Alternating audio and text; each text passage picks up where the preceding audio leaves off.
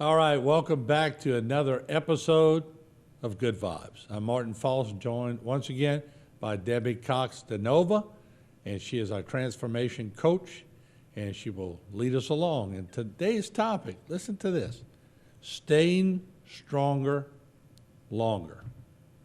Explain, Debbie. All right. Well, we've talked before about longevity, right? And today's conversation is about staying alive as long as possible, but more importantly, staying alive in a way that has your quality of life be high. And this information comes from Dr. Peter Attia, and he suggests that instead of the old training model that we've all adopted in the gym, where we're just doing these basic exercises and cardio, that we start thinking about the sport of being a kick-ass 100-year-old. So if we set the goal as being a kick-ass 100-year-old, we can start training from where we are right now for that eventuality. Now, that's different for all of us. We have to define what a kick-ass 100-year-old actually looks like for us. There are a lot of things that we take for granted as younger people that older people do not. For example, tying your shoelaces. Being able to bend down, tie your shoelaces, and stand back up is something that you're going to want to think about preserving as you get older. Sitting down and standing up on your own from the floor, right? So if you think about yourself at 100 years old, do you want to be able to pick up your 2-year-old grandchild or great-grandchild and swing them around, or be able to withstand them running at you and you catching them, taking groceries upstairs, right? These are all things that we need to think about so that we can start preserving our joints, making sure that we have enough muscles and strength to do that, and also cardiovascular health. So the number one thing that makes the biggest difference to aging in a strong way is exercise above all things. In fact, when you think about something like smoking or diabetes, right? Smoking and diabetes can reduce your lifespan about 2 to 3 times, right? So that's kind of a benchmark where we know that smoking is a bad thing for you. If you have a high VO2 max, meaning that your body utilizes oxygen well, it's not about how much you take in, but how much your muscles can actually use, right? If you have a high VO2 max, in fact, if you're in the elite, which is like the 2.5% top elite, your risk of dying from all causes, okay, all-cause mortality, is reduced 5-fold. So that's 5 times. And then think about the comparison here when we're talking about smoking and diabetes, like increasing your risk of death by 2 to 3, but 5 times, just by being in the top 2.5% when it comes to oxygen uptake. If you add into that strength, you can actually compare for high strength to low strength. You have a 3 times greater reduction in all-cause mortality. So death by any cause, right? Those are incredible things. And so we need to start thinking about this as we're aging, preserving the body that we have, the joints, the muscles, all of that, so that we can actually enjoy the kind of life that we want as we get older. So anything that interrupts the oxygen cycle is bad. Oh, for sure, yeah. And we know that COVID did that too. It definitely did. And there are some things that we're going to have to process through, with COVID and things like that, but it helps to have a high VO2 max if you get something like COVID or the flu, any kind of sickness. What are you saying? Is that a pulse ox? What is that? Yeah, so it's the amount of oxygen that but like I said, it's not the amount of oxygen that you actually take in, it's the amount of oxygen that your muscles are able to use. Okay. So having good muscle mass is really good. If you look at these elite athletes, they have an incredible ability to take the oxygen in and utilize it through their muscles. The average person is maybe like expelling 80% of the oxygen without using it. So the more oxygen you can use, the better. And the way to train for that is through cardiovascular exercise. Now, there are 2 types of cardiovascular exercise that he talks about. And the first one is zone 2 training. So that's basically what most people are doing for cardio, right? Is training about 60 to 70% of your maximum heart rate. So maximum heart rate, if you want to calculate it at home, is 220 minus your age, okay? So that you get your max heart rate. If you're in zone 2 training, you're about 60 to 70% of your max heart rate in beats per minute. So if you want to calculate that, and you're going to want to do about, according to Dr. Attia, you want to do about 4 45-minute sessions of zone 2 training. And then once a week, you want to do a VO2 max training. In other words, you want to increase that VO2 max. And the best way to do this is called the 4x4 protocol. So that means for 4 minutes straight, you go as hard as you can. You put as much output as you can sustain for 4 minutes. And then you do a 4-minute recovery. And you do that 5 times, 5 rounds of that. And you're going to want to do that 4x4 protocol once per week. Is that sort of like we used to do in track? We would sprint the straightaway, walk the curve. Yes, Sprint, except that walk.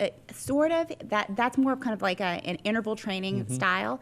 What we're talking about is going as fast as you can for 4 minutes straight. That's a long time. That's a long time. So you're gonna want to track that, and then as you continue to train this way, you're gonna notice that you can go further. You can feel better as you get. Now, when we talk about strength in particular, we're not talking about how much you can bench press, how much you can squat. We're talking about basic things like grip strength, like being able to, how long can you hang, right? How many times can you sit down and stand up, within a certain period of time? How fast can you go? How long can you hold an air squat? So squatting in the air and actually holding it. So these are things that obviously, if you're able to do it, the longer you're able to do it, the higher the quality of life that you get to experience as you age. All right, so lead me on some more. I want to hear more. So before I move on to food, one thing to remember is the risk probability when you're in the gym. So we have these basic exercises that we've been doing forever, for example, the military press. And if you look at the risks of that as you're loading your joints as you get older, if you just, for example, do shoulder exercises that are below the shoulder line, you're getting 80% of the benefit of military press at 20% of the risk. So we want to preserve those joints as we get older, because as we age and our joints become more vulnerable, this actually increases our risk of death quite a bit. And there are 2 ways that orthopedic doctors will talk about the injuries that will actually cause death. There's the fast ones, where you fall and you break a femur or you hit your head, right? But then what's not talked about a lot is the slow ones that actually compromise the quality of your life. So if you or I fall right now, it's probably, we might get a bruise, maybe we'll break something, right? It's not going to be as big of a deal. But as the older you get, the falls have a greater impact. And so again, when we think about what is your high quality of life, if you want to continue gardening or if you want to continue playing golf, if you fall, right, then you might end up living long because longevity is in your family, but maybe you'll be in a wheelchair, right? So we want to think about that starting now. If we're thinking about the sport of being a kick-ass 100-year-old, like what can we do today to start to preserve our joints and to increase our chances of being more resilient through life's kind of ups and downs. Well, how do you preserve? I can't just inject WD-40. No. So how can we do that? So we're going to do functional exercises in the gym. So maybe one-legged squats, for example. Things that challenge your balance and have you use your core are really good. So planks are really good.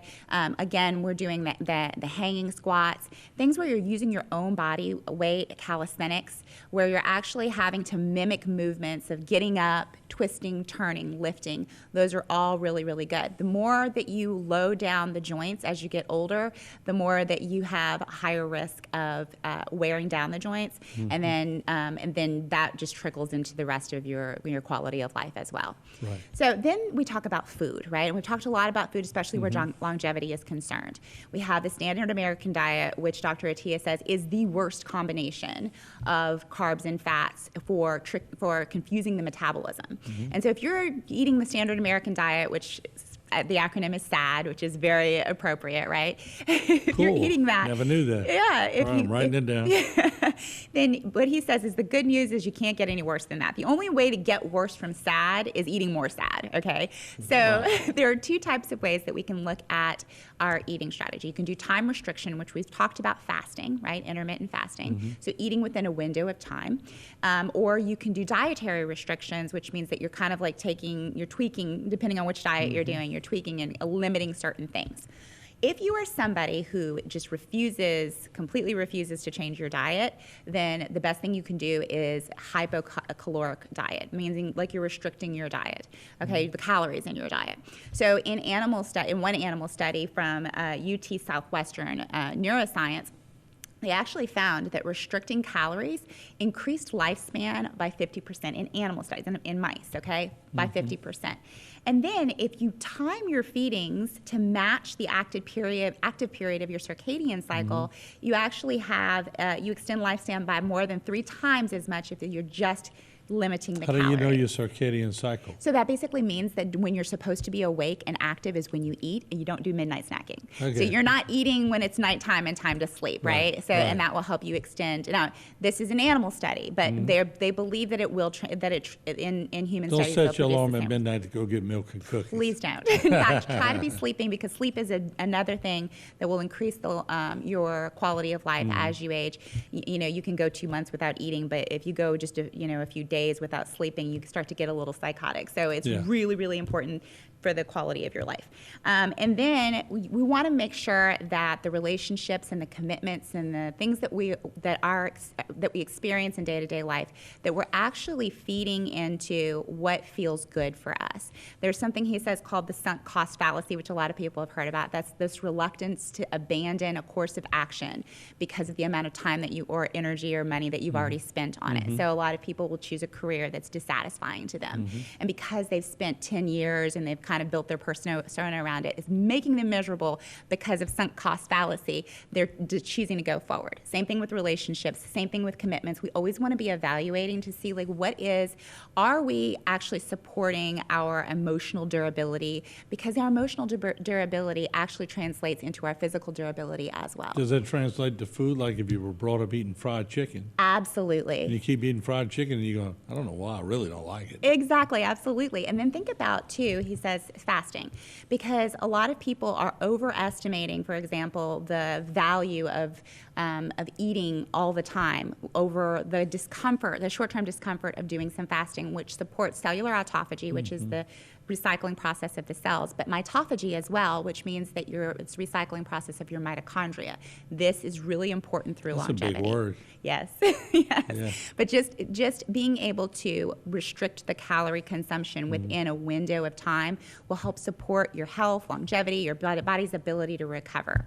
Wow, that's pretty interesting stuff. Yeah. This stuff goes deep. It goes very deep. And one last thing, because we're in Louisiana, alcohol consumption. After 2 glasses, it's horrible on your liver. So stop drinking for blah reasons. You know, there are good Right. reasons, but stop drinking for just average reasons. If you're on your 4th Michelob, you're not doing your liver any favors over time. Very good. All right, Debbie, thank you so much. Yeah, thank All you. right, there you have it. Good vibes right here on HTV. We'll see you again, same place, same time, right here on the next episode.